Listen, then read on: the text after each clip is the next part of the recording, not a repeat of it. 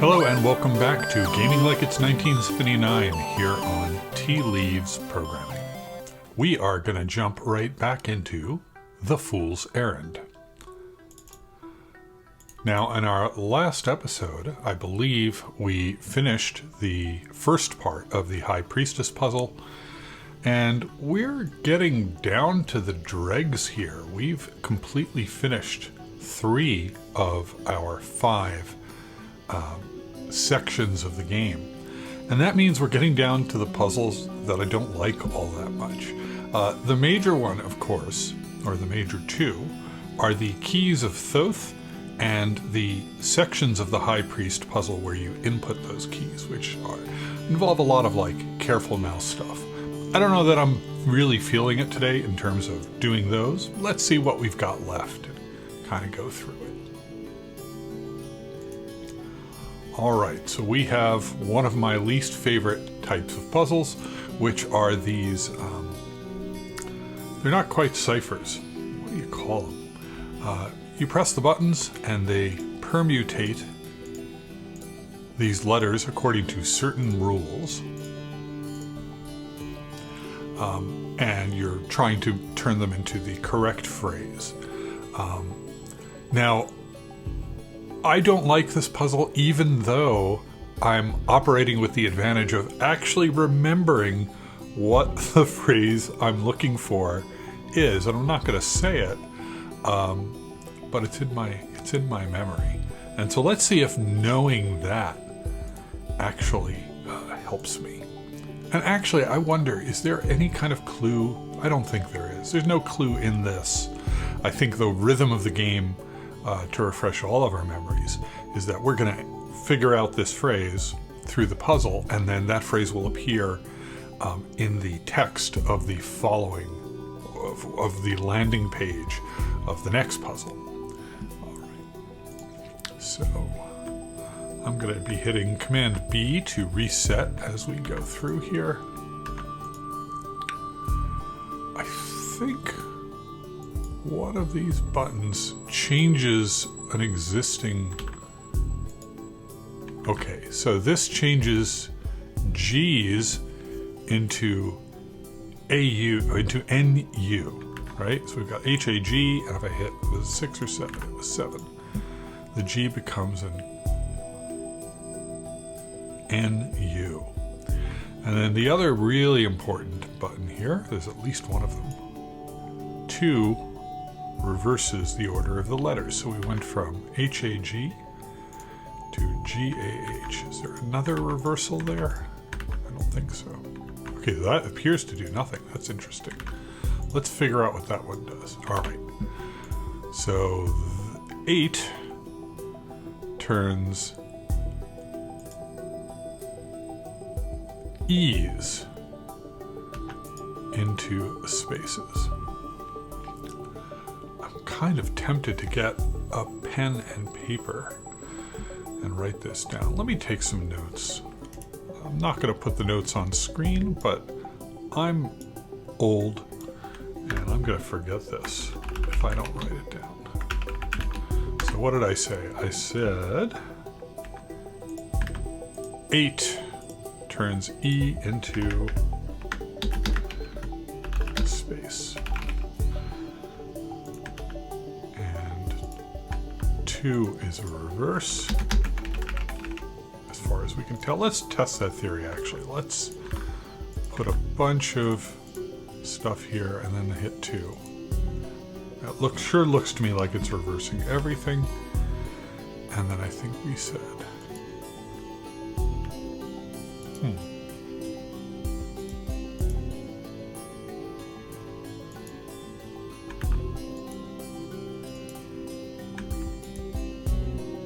SHH. Okay, so I was wrong about that. G. So it's not just it is turning G's into NU's. So 7's turning G into NU. I thought I said that it was turning E into NU, but I'm just misremembering. At 5 is doing something interesting. Sosen Hag.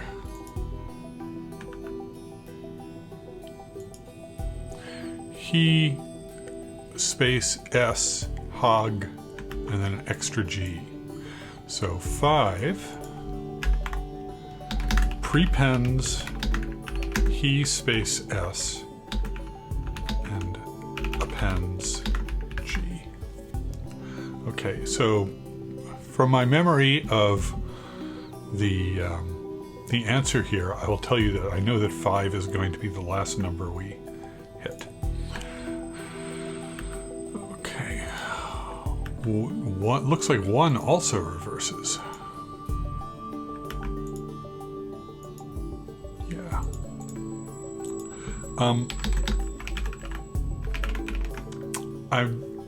I wouldn't swear this on a stack of Bibles, but I believe the correct answer uses all of the buttons. Press all the buttons in the correct order. They actually tell us that. So a corollary of that is that since there are 2 buttons that seem to reverse all of the letters, that tells us that there's some operation there where we're going to have to reverse the string, put things on that are in the wrong order, and then the second reverse is going to correct them, right? And I think my memory, I'm going to apply it here, is that number 7, the thing that turns the G into the NU, is relevant because we actually want UN in the final string. So the premise here is going to be something like 1 to reverse it, 7 to change it, and then 2 to reverse it back. And now we've got this HUAN. So what do we have left? We have 3 and 4. 5 we know what it does, and 8 we know what it does. So we have 6. So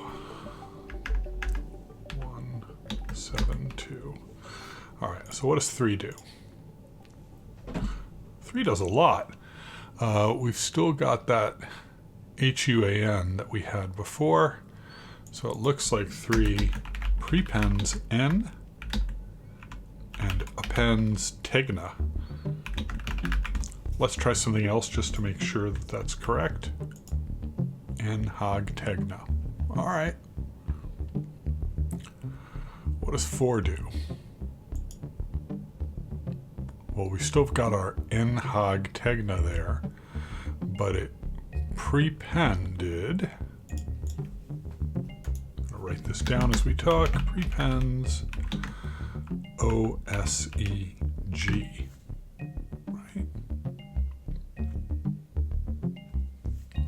Right, and therefore,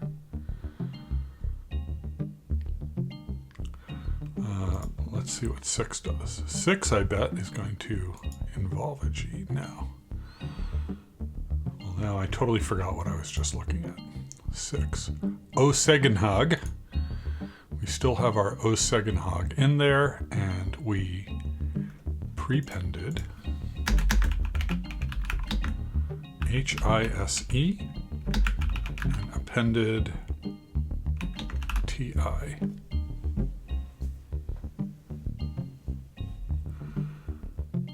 Okay.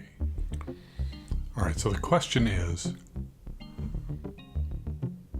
what's the correct order to do the reversal in? And what needs to get kind of appended? So I think, looking at the available text, we're going to do that. The key is this G. We have a button that turns G's into NU, and I know through history that there are G's in the final phrase. So whatever we do, that button 7 needs to be done after our reversal, but before our final G's, our additional G's are inserted. So I think we'll do that, then we're going to reverse it, and then we're going to hit our 7 because now we're reversed. Okay. Okay, and the word I'm looking for here is haunting, right? We've got backwards, H-A-U-N-T-I. So we need an N. We have a button that prepends end and appends tegna. Okay, so now we have hauntin, and we've got T-H-I-S backwards. That's this. I don't think this is right because I think that A is going to screw us. That's all right. Let's get to it. Now I want a G at the very beginning, and we have a button that prepends oseg. Okay, this E's become spaces, remember? Space, and I've messed up because now I have an extra N. So maybe that prepending N that I did was wrong. So what did I do? I did 4, I did 3, and then 4. Let's start over. So I did 6, 1, 7. I felt pretty good about that. There's our hauntin. So where did our extra N come from? Oh, I didn't write this down. It doesn't prepend oseg. It prepends osegn. Okay, well that changes everything. So 6, 1, 7, and then 4. Right? Maybe?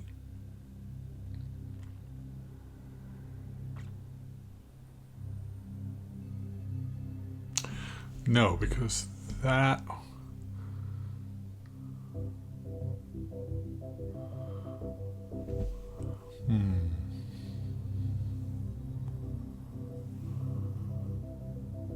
So let's try this. 6, 1, 7, 4. Haunting, space, S-O-N-G, and H-I-S at the beginning there. 6, 1, 7, 4. So what do we have left? We want a G-N at the beginning.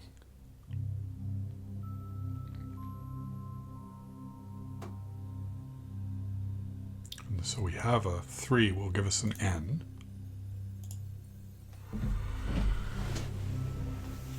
And we've got one prepend that I think we want to do after we flip back. So I'm going to flip back at this point.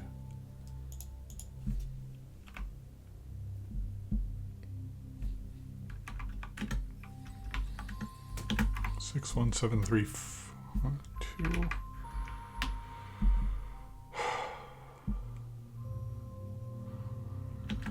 3, 4, 2. And now we've got something that will turn E's into spaces. I think it's safe to do that last. 5 will prepend and then turn E's into spaces. Oh, very close. Okay. Ah, the very end there we messed up because we prepended an E that we actually wanted. 5, 8. So I think if I reset this and we go 6, 1, 7, 3, 4, 2, 8. Oh my God. I know what we're trying to do and I still am having trouble with it. All right, so clearly it's whatever is, we're messing this up. At least we know that this all is correct. So let's see if we can figure out where we're going wrong and getting 2 N's. 6, 1, 7. And I'm saying 3. 3 is adding an N there. 4. And 4 is adding another N. So clearly, let's try 6, 1, 7, 4 without the 3. 3 prepends N. Well, now we do want an N here. So 3.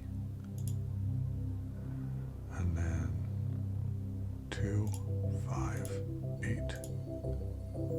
And now we've messed up the beginning. So I'm clearly messing this up somehow. What if we do 2 instead of this? Aha, that was it, I think. Whew. Yeah, I don't love these. I don't. I find them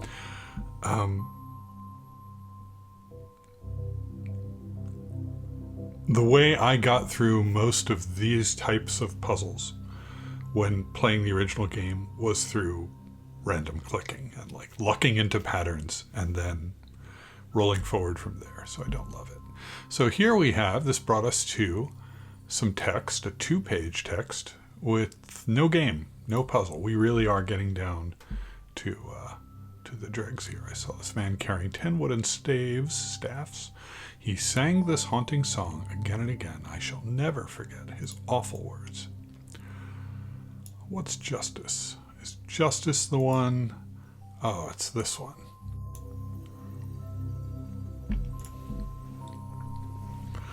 What I remember from this one is it's easier than it looks, but I don't know that I could explain exactly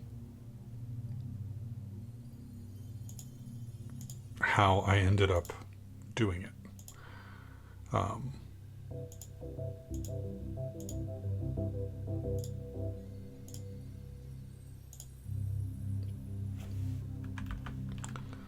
Is there an easy way to reset the puzzle? No. I think we do that and then come back in. Oh, look at that. That's the middle button resets it. Okay. And I definitely remember the solution being something to do with symmetry.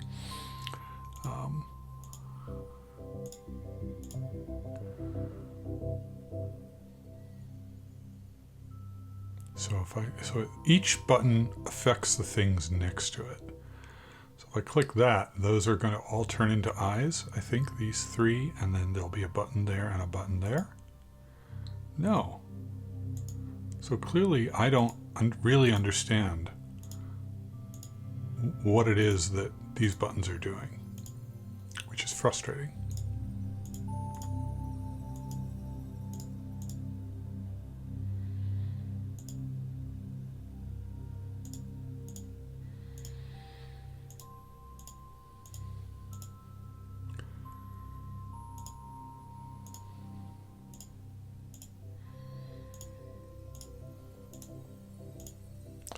Okay, that looks better. I mean, it's certainly symmetrical. I think we got it. Through luck. Again, I couldn't explain the math behind that permutation to you. I don't know. I got lucky. Once again, we're getting down to the end here. We're getting faces. And what's the point of these puzzles? The point of these puzzles is, let's see, narrow pass, stop by a page, swinging a sword. One of the puzzles here, one of the squares here on the sun's map, I think I said the moon's map in a previous episode, is going to fill in and is going to be relevant. We're going to use the information in the stories to decide how this map should be arranged. So we've got 6 left, 6 pieces missing from the sun's map, with one of them being the High Priestess. We only have 2, not counting the sun's map, we only have 2 open puzzles here. One is the High Priestess, and one is the Hermit. And the Hermit is one of these flashy ones, I think. Oh, God. I don't want to do this, man. I can calm down. You are a child of the universe, no less than the sky and the stars. This is all right. We can do this, right? How hard can it be?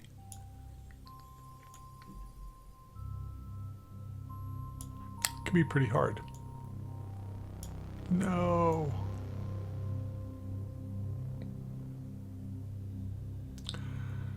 And then there's I don't remember it's like right here where there's a little jog. Nope. Nope. I could be a bad person and take a screenshot, and you know what? That's exactly what I'm gonna do. Because I don't care. I've proven myself in the past. The funny part is, even with this screenshot, I'm still going to mess it up. I guarantee you.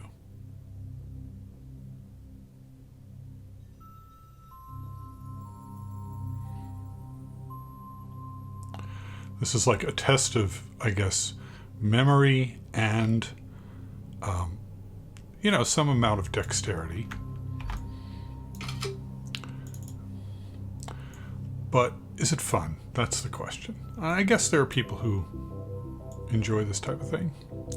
But this was definitely... all of the dexterity puzzles I found I didn't love. All right, let's see if we can do this one legitimately. I do have the screenshot for when I screw it up.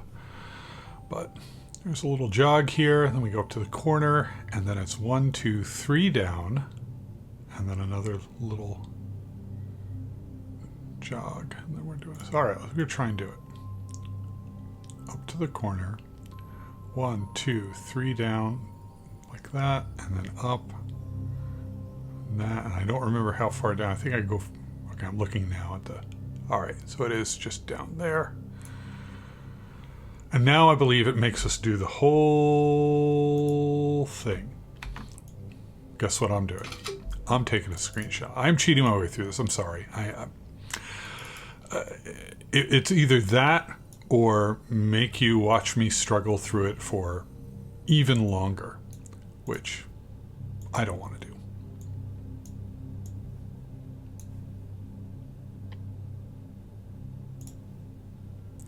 We start. We start here, I think, right? Okay, so we gotta do the whole thing. The first one actually isn't that bad. It seems to follow a rule. The whole key is like a Penrose tile type thing, but not, see, like, I knew I needed to go up there, but 1984 mouse control. It's very frustrating. And the tolerances. Maybe that's how, if I wanted to do this game in 2024, if I wanted to make this game in 2024, and I wanted this type of puzzle, I think the change I would make, I gotta be careful here, I gotta go up 3. I think the change I would make is I would make the grid less dense. The density of the grid here, the number of squares, means that small mistakes have big consequences. I mean, not huge consequences. It's not like you have to start the whole game over, but you do have to start the whole puzzle over. And this is a pretty long puzzle. So I think the thing that got me through this when I was doing it by memory back in the days before I knew how to take a screenshot is this idea that the path never touches itself, and so you're always going to have this kind of one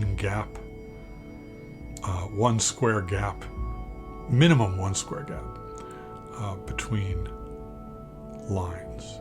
All right, so now we're getting here. I think we got to go up again and make another little right, and then we go up to the top. This is very fatiguing. All right, down, down, down. So now we know we cannot go down here. So we have to do our little jog. Like, I could feel myself getting ready to screw this up at the last possible moment. All right. If I'm going slower as I approach it, it's because I don't want to redo the whole thing. Oh my lord. I hate this puzzle. All right. The last key of Thoth. And so basically it's exactly the same type of game, type of puzzle, only now you're tracing this shape. Are you starting at a certain place? We're starting right here. And you can imagine that this is going to be relevant in the High Priestess puzzle. And now this one is a little, I don't know if fair is, I'm going to say a little more fair than the previous one, because once you're halfway through, the rest of it is you're just mirroring. And that feels like, okay, there's a visual cue there to follow.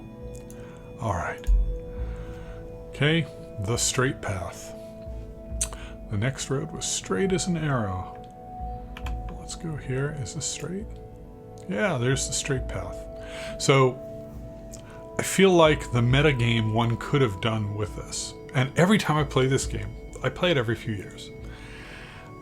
Every time I play this game, I tell myself that I'm gonna like keep track of the sun's map as I'm playing. I'm gonna like, each time I solve a puzzle, I'm gonna reveal that square in the sun's map and like take notes as to what is what. And then I never do it. I just never do it. But to be honest, you know, I also really like untangling that puzzle. All right, High Priestess. So we already did 2 of the keys. And so I apologize for any of my viewers who have epilepsy. This is not pleasant. I'm assuming that it's actually the last key we have to do here and not the whole huge rigmarole. I believe it's actually the 2, 3, and then over here to the beginning, and then not to the top, and then we mirror it. Mirror it.